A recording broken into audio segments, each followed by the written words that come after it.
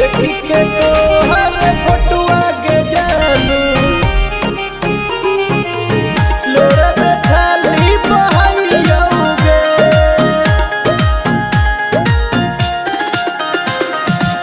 देखी के तोहर फोटुआ के जानू। रिकॉर्डिंग बाय मलिकाना रिकॉर्डिंग स्टूडियो मसौली। देखी के तोहर फोटुआ के जानू लोरे में खाली बहाइयोगे।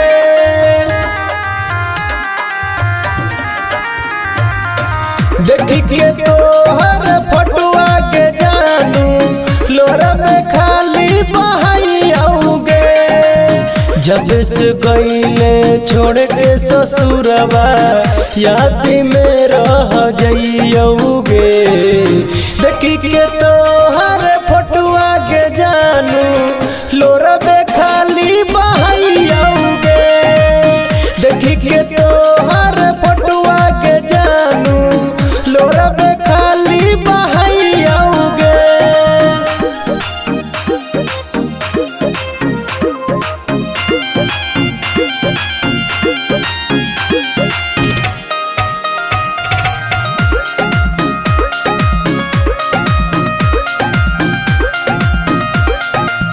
केकरा ला करही पगल सिंगार गे।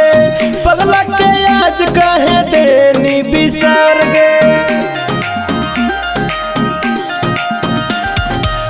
केकरा ला करही पगल सिंगार गे।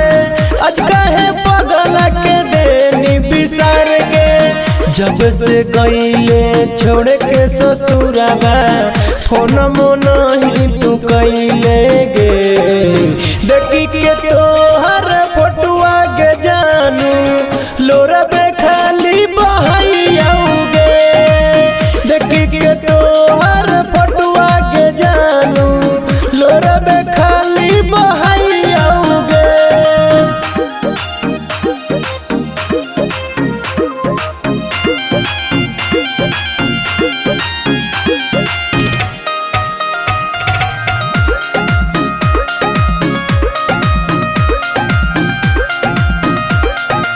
सरबंग जीते नगर के ते नहीं तू छोड़ गे। पवन के गिर अखिया से लोर गे। सरबंग जीते नगर के ते नहीं तू छोड़ गे। पवन के गिर अखिया से लोर गे।